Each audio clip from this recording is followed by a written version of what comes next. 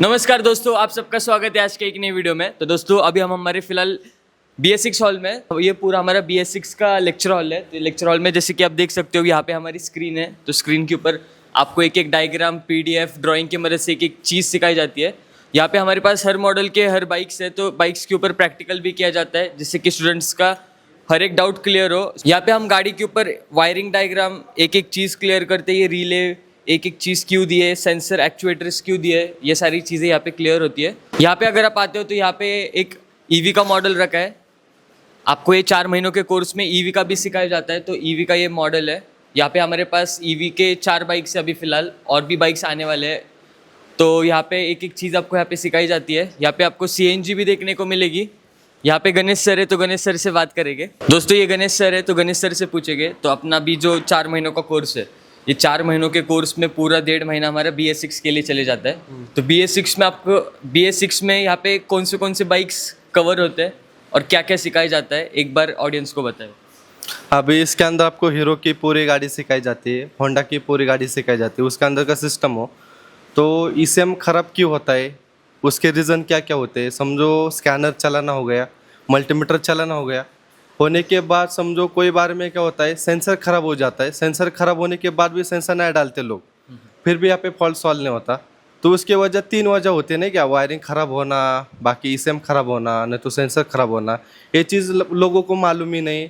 तो क्या करते हैं, यहाँ पे बताते हैं वायरिंग भी कैसा ढूंढना है आपको। नई गाड़ी आपके पास आने के बाद उसका वायरिंग कैसा ढूंढना है, कलर कोडिंग मैचिंग हो गया वो कैसा ढूंढना है, ECM कौन से चीज़ से ख़राब होता है, वहाँ से आप बच सकते हो सारी चीज़। बाकी गाड़ी के अंदर आपको हीरो की गाड़ी पूरी सिखाई जाती है, CNG गाड़ी सिखाई जाती है।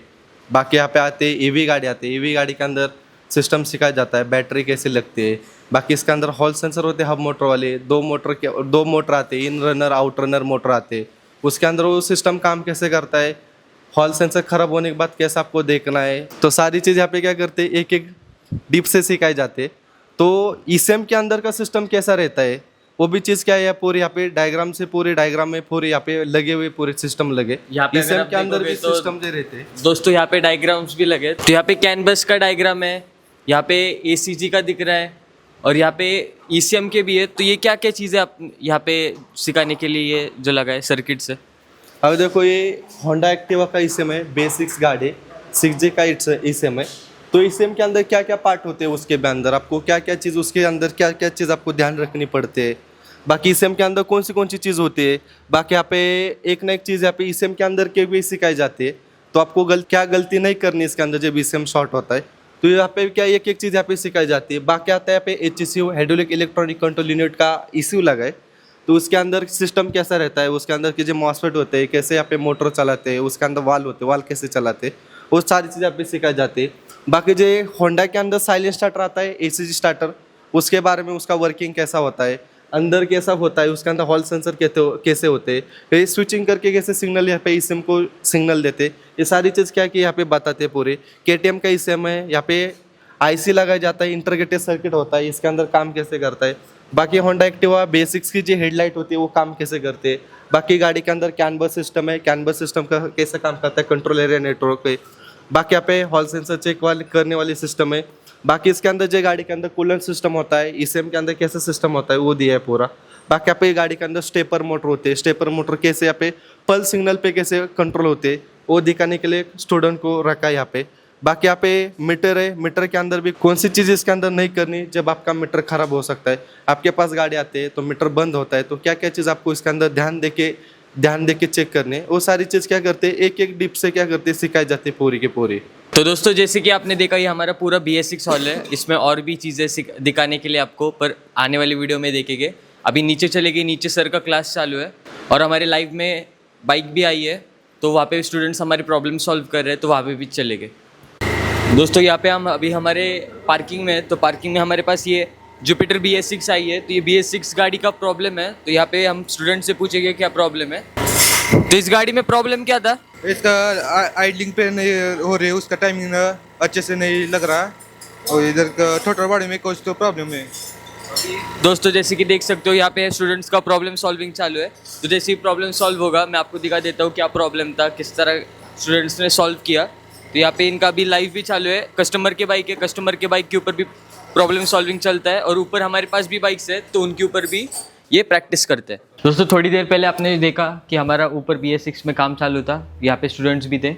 अभी खाना खाने का बाद का टाइम है। खाना खाने से पहले हमारे 2 लेक्चर्स हुए थे, एक FZ का लेक्चर हुआ था और एक हमारा पल्सर BCU का लेक्चर हुआ था। तो दोनों लेक्चर कंप्लीट हो चुके हैं।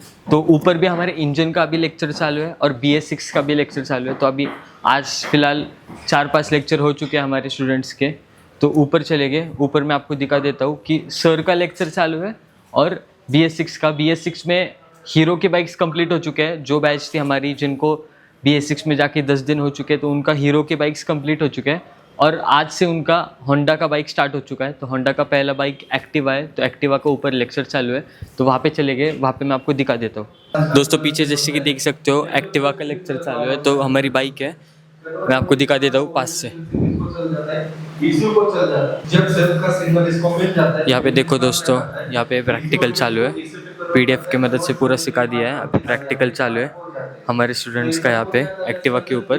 गणेश सर है, लेक्चर चालू है, तो यहाँ पे वायरिंग डायग्राम भी होगा, 2 से 3 बार होगा। फिर उसके बाद ये कंप्लीट की जाएगी वायरिंग, फिर स्टूडेंट्स आके इसके ऊपर प्रैक्टिकल करेंगे।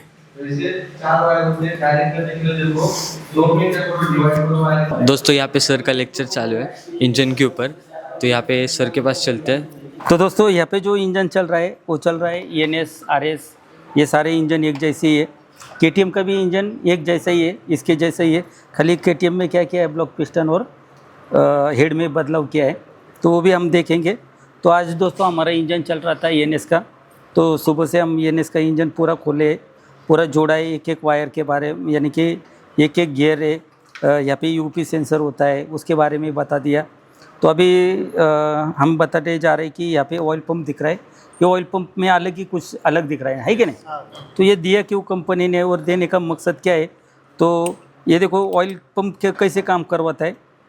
ये क्या होता है, ये एरिया में देखो ऑयल आ गया, ये जब घूमता है तो ये ऑयल को क्या करवाता है, ऐसे दबाता है, तो ऑयल कंप्रेस होगा क्या? सादा सिंपल है, पानी अपन ने यहाँ पे पानी ले लिया और पानी को ऐसा दबा देंगे तो पानी क्या होगा, प्रेशर से निकलेगा।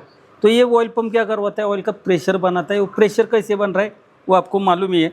तो यहाँ पे ये गैलरी में ऑयल आ रहा है, जब भी ये करेंगे तो ऑयल को क्या कर रहा है, कंप्रेस करवा रहा है। तो ये यहाँ पे देखो ऑयल आ रहा है, यहाँ से ऑयल कंप्रेस कहाँ पे करवा रहा है, ये सीधा ऑयल पंप में। ऑयल पंप में भी 2 जगह है, एक बाहर है ऑयल, एक अंदर है। तो बाहर की तरफ क्या आ रहा है, आपका ऑयल आ रहा है, और यहाँ पे क्या दिया है, फिल्टर दिया है।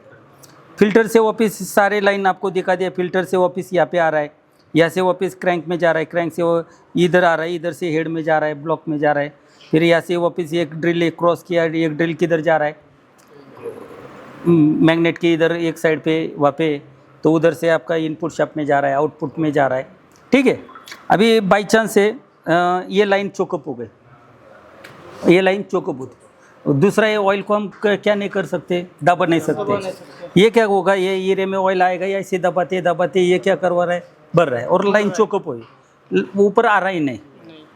तो टाइम पे ये ऑयल क्या इसमें आएगा, तो ये क्या करेगा, दबाने का काम करेगा। लेकिन ऑयल दब रहा है, क्या अंदर पूरा ये जाम हो गया, ऑयल पूरा भर गया, तो ऑयल जाने के लिए जगह ही नहीं है। तो लोड किस पे आएगा, ये वाले गियर पे। इसको कौन घुमा रहा है, प्लास्टिक वाला गियर। प्लास्टिक वाले गियर को कौन घुमा रहा है, अपना ये वाला बड़ा वाला GPD गियर में बैठ रहा है, तो GPD गियर। तो ये क्या, प्लास्टिक गियर पे लोड आएगा और प्लास्टिक गियर क्या हो जाएगा, टूट जाएगा टूट जाएगा, तो पूरा बंद। अभी ये गाड़ी में क्या दिया है, UP सेंसर दिया है, यानी कि इंजन ऑयल प्रेशर सेंसर दिया है। ये अगर तुम्हारा ऑयल का प्रेशर ऊपर कम जा रहा है तो तुरंत क्या लगेगा, लाइट लगेगा। तो तुम क्या है, फिल्टर जाम है तो फिल्टर बदली करेंगे तो प्रॉब्लम सॉल्व होगा। वापस ये क्या करेगा, ये तो इसमें क्या दिया है, ऑयल कहाँ से आ रहा है। बाकी के गाड़ियों में हमने क्या देखा था, इधर की इधर ही ओले, ये ऊपर तक जा रहा था क्या, जो ऑयल आ रहा है यहाँ पे आ रहा है, यहाँ से कंप्रेस कर क्या पे करवा रहा है, इस तरफ करवा रहा है, यानी कि ऑयल है इस तरफ कंप्रेस करवा रहा है। तो कंप्रेस से ये लाइन क्या हुआ, पूरा चोकअप होने के बाद ये इसके अंदर प्रेशर जा रहा है। ये प्रेशर क्या, ये प्रेशर से यहाँ पे क्या है, ये वाला है। अभी देखो इधर है, ये एरिया में आ रहा है ऑयल, ये बराबर, यहाँ से ऑयल क्या करवा रहा है, यहाँ पे कंप्रेस करवा रहा है, यानी कि ऑयल यहाँ पे कंप्रेस करवा रहा है। इधर से ये वाला जाने वाला लाइन चोकअप हुआ तो ये ऑयल क्या होगा, इधर जाएगा, उधर तो नहीं जा रहा है, तो तो ऑयल ये एरिया में आ रहा है, इधर कंप्रेस करवा रहा है। ये कंप्रेस करवाने से इसका जो वॉल है, ये वॉल क्या हो रहा है, यहाँ पे दब जा रहा है।